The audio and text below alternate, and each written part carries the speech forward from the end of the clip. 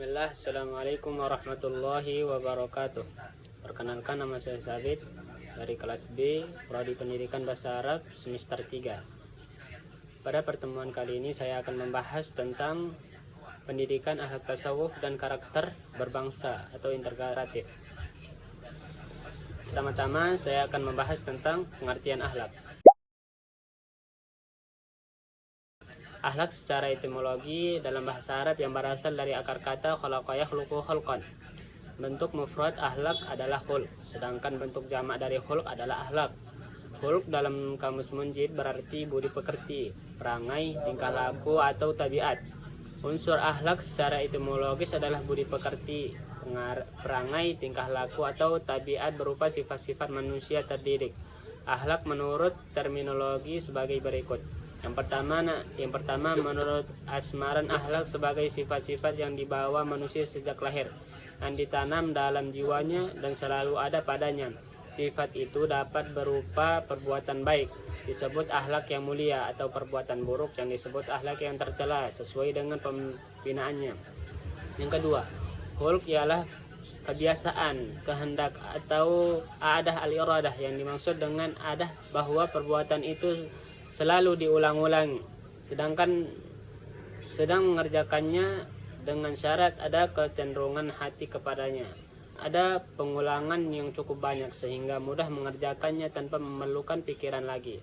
Adapun iradah adalah menangnya keinginan manusia setelah dia bimbang. Yang ketiga, menurut Ali Abdul Halim Mahmud, akhlak adalah sebuah sistem yang lengkap yang terdiri atas karakteristik akal atau tingkah laku yang membuat seseorang menjadi istimewa. Karakteristik ini membentuk kerangka psikologi seseorang dan membuat berperilaku sesuai dengan dirinya dan nilai yang cocok dengan dirinya dalam kondisi yang berbeda.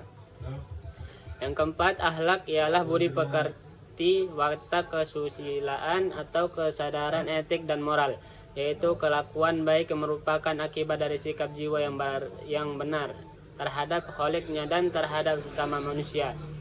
Yang kelima, dalam Al-Mu'jam Al-Wasit bahwa akhlak ialah sifat yang tertanam dalam jiwa yang dengannya lahirlah macam-macam perbuatan, baik atau buruk, tanpa membutuhkan pemikiran dan pertimbangan.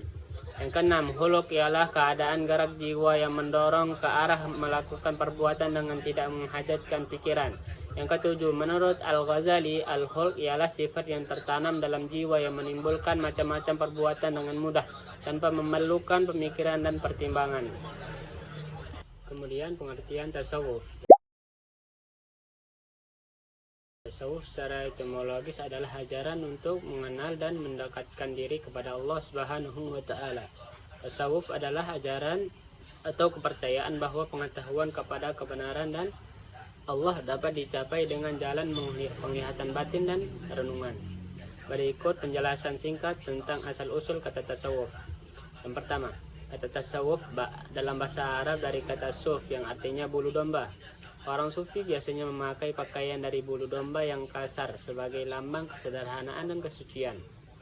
Yang kedua, al-sufah, yaitu orang-orang yang ikut hijrah dengan Nabi dari Mekah ke Madinah yang karena kehilangan harta.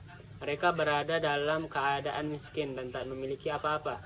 Yang ketiga, sofi, yaitu suci. Orang-orang sufi adalah orang-orang yang mensucikan dirinya dari hal-hal yang bersifat keduniawian dan mereka melakukan melalui latihan yang berat dan lama. Sofia berasal dari bahasa Yunani yang artinya hikmah atau filsafat. Jalan yang ditempuh oleh orang-orang sufi memiliki kesamaan dengan cara yang ditempuh oleh para filosof. Yang kelima, shaf pertama. Sebagaimana halnya orang yang sholat pada shaf pertama mendapatkan kemuliaan dan pahala yang utama. Menurut Ma'ruf Al-Qurhi, tasawuf adalah berpegang pada yang hakiki, menjauhi sifat tamak terhadap apa yang ada di tangan manusia. Dapat dikatakan juga bahwa tasawuf ini dimaksudkan sebagai usaha untuk mendekatkan diri kepada Allah Subhanahu wa Ta'ala dengan menekankan pentingnya akhlak atau sopan santun baik kepada Allah maupun kepada sesama makhluk. Pengertian karakter. Karakter secara etimologis berasal dari bahasa Yunani, karasso, yang berarti ditakbiru, hormat dasar, sidik seperti dalam sidik jari. Karakter dalam bahasa Arab, akhlak, tabi'ah. Karakter adalah sesuatu yang tidak dapat dikuasai oleh intervensi manusiawi, seperti ganasnya laut dengan gelombang pasang dan angin yang menyertainya. Karakter dipahami seperti lautan, tidak terselami, tidak dapat diinterferensi. Oleh karena itu berharap dengan manusia memiliki karakter. Manusia tidak dapat ikut campur tangan terhadap pemilik karakter tersebut. Manusia tidak dapat memberikan bentuk karakter. Hal itu sama seperti bumi. Manusia tidak dapat membentuk bumi sebab bumi memiliki karakter berupa sesuatu yang merucut tadi. Namun sekaligus bumi itu sendirilah yang memberikan karakter pada realitas lain. Dengan kata lain, istilah karakter sendiri sesungguhnya menimbulkan ambigius atau makna ganda. Karakter sebagai suatu kondisi diterima tanpa kebebasan yang berarti atau given. Dan karakter yang diterima sebagai kemampuan seorang untuk sama bebas mengatasi keterbatasan kondisinya. Ini membuat kita tidak serta-merta jauh dalam fatalisme akibat determinasi alam, yang berarti karakter berupa sebuah proses yang dikehendaki atau wilayah, ataupun terlalu tinggi optimisme seolah kodrat alamiah kita tidak dapat menentukan pelaksanaan kebebasan yang kita miliki. Dengan dua macam karakter baik yang telah ada dari sonanya atau vegan maupun karakter sebagai sebuah proses yang dikehendaki atau wilayah, kita diajak untuk mengenali keterbatasan diri, potensi-potensi, serta kemungkinan-kemungkinan bagi perkembangan kita.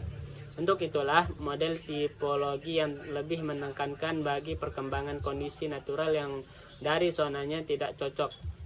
Cara-cara ini hanya salah satu cara dalam memandang dari menilai karakter atau moralitas. Moralitas adalah nilai baik dan buruk setiap perbuatan manusia sendiri. Sedangkan etika adalah ilmu yang mempelajari tentang baik dan buruk atau filsafat moral. Moralitas seorang dipengaruhi oleh internal dan eksternal yang dialami dirinya. Secara internal, moralitas diri dipengaruhi faktor-faktor kepribadian yang dimiliki. Sedangkan secara eksternal dipengaruhi beberapa faktor kehidupan keluarga, masyarakat, bangsa, dan negara.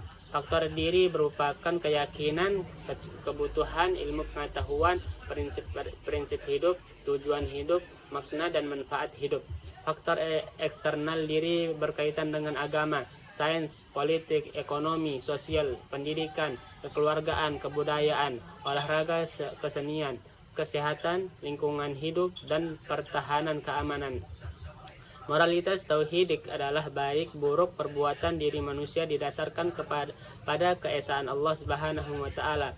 Secara esensial dan substansial, moralitas manusia dipengaruhi oleh eksistensi akalnya difungsikan untuk berpikir dan hatinya difungsikan untuk merasa.